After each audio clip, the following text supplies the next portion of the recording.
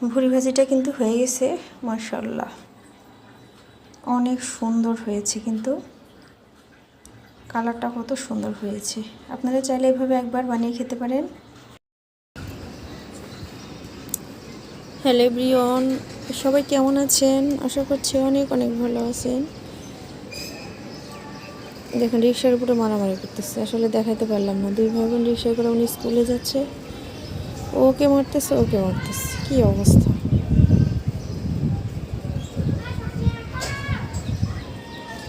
Everyday blog BD channel থেকে সবাইকে স্বাগতম জানাচ্ছি।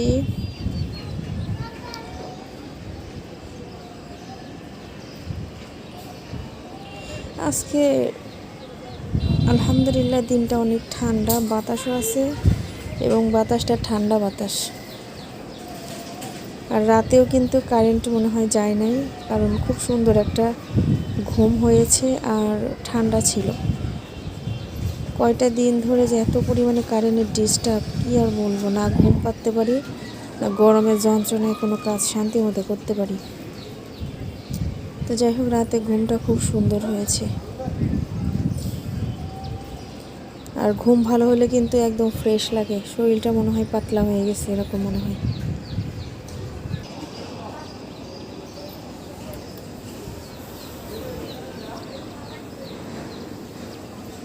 একটা বাসা বানাতে অনেক মানুষের দরকার হয়, যেমন মানুষের দরকার তেমন কিন্তু টাকারও দরকার।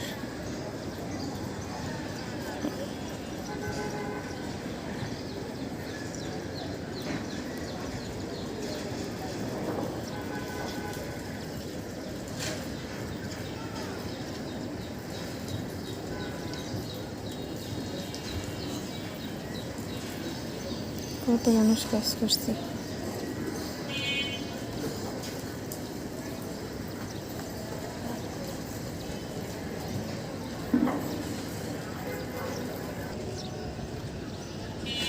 গাছে ফুল ফুটেছে, আর আমার ছেলে প্রতিদিন এসে গুনবে যে আজকে কতগুলো কলি আছে, আজকে কতগুলো ফুল ধরেছে। মাদ্রাসা থেকে এসে কিন্তু তার এই হিসাবগুলো গাছের সঙ্গে। আর ও যা যা খাবে, আর একটা হাস্যকর কথা, সেটা কিন্তু গাছের গোড়ায় ঢেলে দেয়। যদি মানে মজো খায় সেটা একটু দিয়ে যাবে, কিংবা আপেল কমলা আঙুর যাই খাক না কেন একটু দিয়ে যাবে।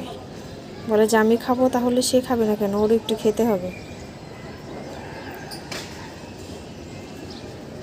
হাস্যকর কথা না?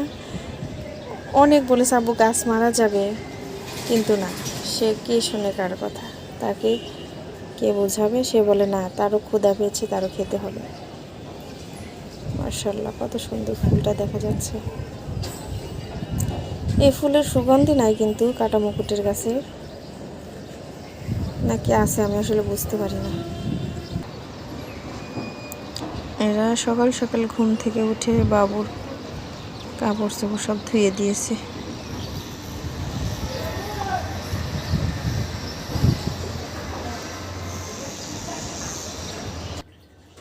এদিকে ভাতটাও রান্না করে ফেললাম। বাসার সব কাজকর্ম করলাম, এখন শুধু রান্নাবাড়ি করতে হবে। তো ঘরটার সব কিছু ঝাড়ু দিয়ে সব পরিষ্কার করে ঝাড়ু দিয়ে নিলাম, টেবিলটা রেডি করলাম, আর এখন রান্না করব। আর আপনাদের ভাইয়া দেখুন কি করেছে। এখানে আলু সেও নিয়ে এসেছে, আমিও নিয়ে এসেছি। এখন দেখেন, আমার হলো এই পোটলাটা, আর আমার হাজব্যান্ড নিয়ে এসছে এই পোটলাটা। তো আলু আলু আর হলো পেঁয়াজ। আমি আলু এনেছি, সে জানে না, আর সে আনবে আমিও সেটা জানি না। তো আমি বাচ্চাকে মাদ্রাসা থেকে নিয়ে আসার সময় আলু পেঁয়াজ ছিল না। আমার বাসা তো অনেক উঁচুতে, আসলে নিচ থেকে বেশি ওজনের জিনিস উপরে ওঠানো অনেক কষ্ট, সে কারণে আমি অল্প করে নিয়ে এসেছি। আর সে দেখেন কতগুলো আলু নিয়ে এসছে, 5 কেজির উপরে মনে আলু নিয়ে এসছে, পেঁয়াজ নিয়ে এসছে। তো এসে দেখে যে আমিও যে রকমের আলু নিয়ে এসেছি, সেও একই রকমের এই যে গোল আলুগুলা নিয়ে আসছে। তো বললাম নিয়ে আসছো কেন? বললো আমি জানি তুমি নিয়ে এসেছো। বললাম আমিও তো জানি না যে তুমি নিয়ে আসবা। তো যাই হোক, ছেলে মানুষের বাজার এটা বোঝাতে যাচ্ছি, আর মেয়ে মানুষের বাজার। যদিও কষ্ট হয়, তারপরে সে কিন্তু দেখেন কতগুলো নিয়ে এসেছে, মিনিমাম 6-7 কেজি আছে এখানে, আর আমি নিয়ে এসেছি মাত্র 1.5 কেজি ওজন। তো এখন কি করব, কিছু করার নেই, যেহেতু নেই বাসায়, পেঁয়াজ নেই, আলু নেই, একেবারে ফুলে গেছে। এখন নিয়ে আসছে ভালোই হয়েছে, অনেক দিন খাওয়া যাবে না। এখন আমি বাজারগুলো সব রেডি করব, আর ভাবতেছি আজকে কি রান্না করব। আজকে ফ্রিজে যে দেখি যে মাংস শেষ হয়ে গেছে, আর এক পোটলা ভুড়ি ছিল, অল্প একটু ভুড়ি ছিল, তাই ভাজি করব, আর শুটকি মাছ রান্না করব। অনেক দিন ধরে শুটকি মাছ খাওয়া হয় না, তো আজকে আমি শুটকি মাছ রান্না করব আর ভুড়ি ভাজি করব। আপনাদের সাথে কিন্তু শেয়ার করব। সবাই ভিডিওটাতে লাইক কমেন্ট করবেন, আর নতুন হয়ে থাকলে কিন্তু একটা সাবস্ক্রাইব করে দিবেন। আসলে একটা ভিডিও বানানো কিন্তু অনেক কষ্ট, আর আপনারা যদি একটা লাইক কমেন্ট করেন তাহলে কিন্তু আরও ভালো লাগে, ভিডিও বানানোর কিন্তু উৎসাহ জাগে। তো রান্না করি, তো প্রথমে আগে কাটাকাটি করে নেই। বাসার মানে রং মিস্ত্রি আসবে, বাসার রঙগুলো কিন্তু কেমন হয়ে গেছে। তো বাড়িওয়ালা আঙ্কেলে বলছি, তো 4 তালে রং করতেছে, বলছে যে ওদের রং করা শেষ হলে তোমাদের রং করে দিব। তো এই তো অবস্থা। তো এখন পেঁয়াজ মরিচগুলো কেটে নেই, আর হলো মানে বাতাসের যে এত তীব্র অবস্থা, রুমের ভিতর ঘর ঝাড়ু দিয়ে কিন্তু মানে ঠিক পাচ্ছি না। ঝাড়ু দিয়ে শেষ করলে আবার ঝাড়ু দিলে দেখা যায় বালি বালি আর বালি, রাস্তার যত ধুলাবালি রুমের ভিতরে বাতাসে চলে আসে। এদিকে দরজা বন্ধ করে দিলে কিন্তু রুমের ভিতরে অনেক গরম হয়ে থাকে। তো এখন কাটাকাটি শুরু করি। হাজব্যান্ড অফিসে চলে গেছে, বাচ্চাকে মাদ্রাসায় দিয়ে আসলাম, আর বাসার টুকিটাকি কাজগুলো এখন আমি করে নিব। ভুড়ি দিয়ে আজকে আলু ভাজি করব, আর ভুড়ির পিসগুলো কিন্তু একটু বড় বড় করে সাইজ করেছি, কারণ রান্না করলে একেবারে ছোট হয়ে যায়। তো যাই হোক, এখানে আমি ভুড়িটা সুন্দর করে ধুয়ে পরিষ্কার করে রেখেছি, আর এদিকে আমি আলুটা কেটে রেখেছি। আর এখন আমি পেঁয়াজগুলো কেটে নেব। পেঁয়াজগুলো খোসা ছিলে ফেলেছি।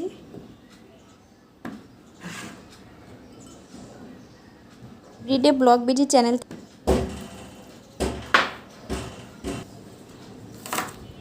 ফ্রিজের ভিতরে অল্প একটু ভুড়ি ছিল, সেটা আমি আলু দিয়ে ভাজি করব। হ্যালো এভরিওয়ান, আসসালামু আলাইকুম। সবাই কেমন আছেন? যারা এভরিডে ব্লগ বিডি চ্যানেলটাকে আবারও স্বাগত জানাচ্ছি। আশা করছি সবাই অনেক অনেক ভালো আছেন। আলহামদুলিল্লাহ আমি অনেক ভালো আছি। আশা করছি আজকের ভিডিওটা আপনাদের অনেক অনেক ভালো লাগবে। আর ভালো লাগলে একটা লাইক কমেন্ট শেয়ার করতে কিন্তু ভুলবেন না। ভালো লাগে অবশ্যই একটা লাইক কমেন্ট রেখে যাবেন, আর আপনাদের একটা লাইক কমেন্ট কিন্তু আমার নতুন দিনের স্বপ্ন।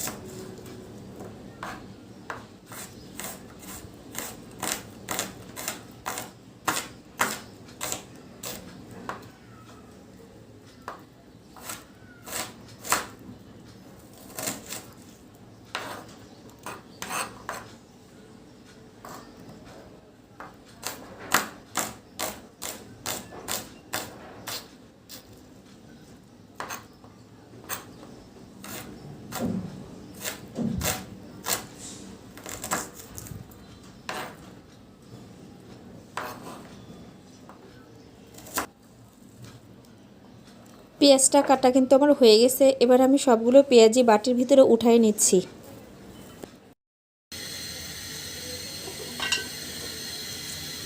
কড়াইটা বসিয়ে দিয়েছি, তো এখন এর ভিতরে দিয়ে দিচ্ছি তেলটা।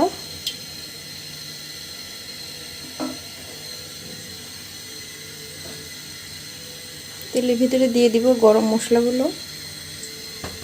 তেল কিন্তু গরম হয়ে গেছে, এর ভিতরে আমি দিয়ে দিচ্ছি দারুচিনি, তেজপাতা, এলাচ, দিয়ে দিলাম কয়েকটা গোলমরিচ।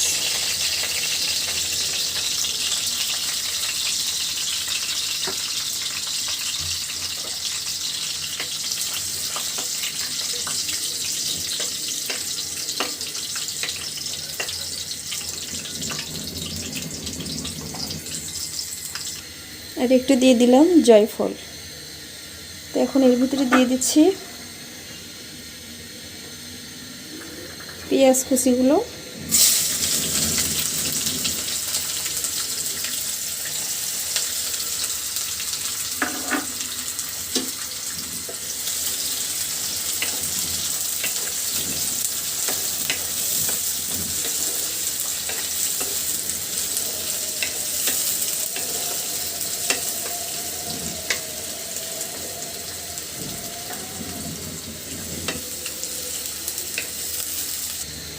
দিয়ে দিচ্ছি এর ভিতরে হলুদ, মরিচ, ধনিয়া আর স্বাদ মতো লবণ।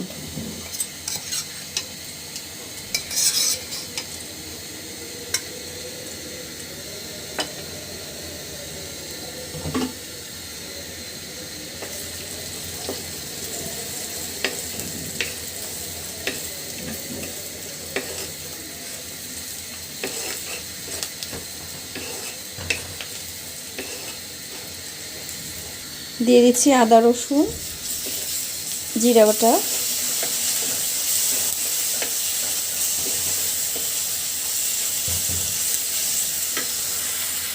মশলাটা কষানোর জন্য একটুখানি পানি দিয়ে দিচ্ছি।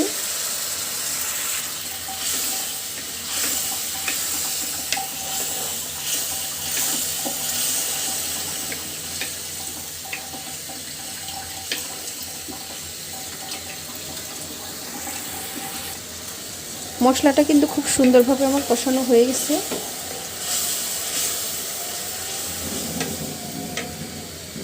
তো দিয়ে দিচ্ছি এখন এর ভিতরে ধুয়ে রাখা আলুগুলো।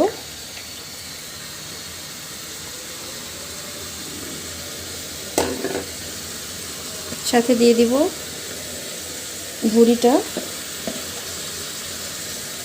আমরা মশলার সঙ্গে ভুঁড়িটা খুব সুন্দর করে মাখিয়ে নিব।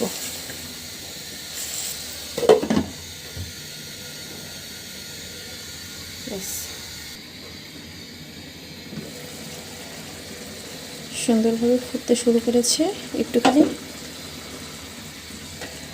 নেড়ে দেন।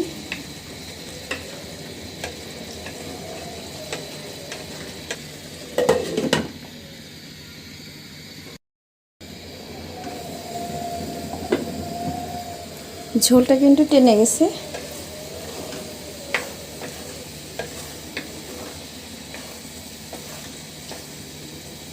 আলুটা কিন্তু সুন্দরভাবে সিদ্ধ হয়ে গেছে, একবারে গলে গেছে।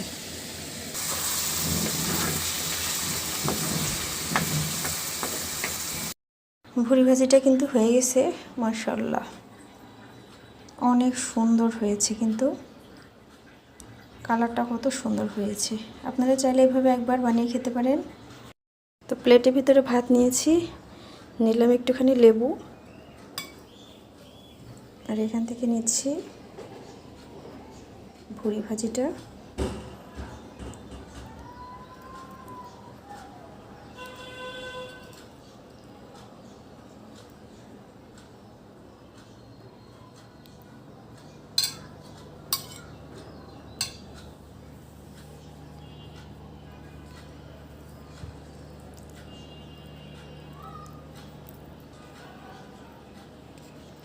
একটু লেবু দেই।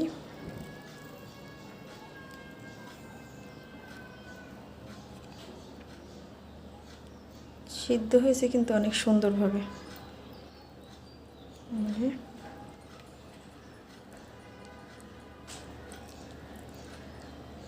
বিসমিল্লাহ।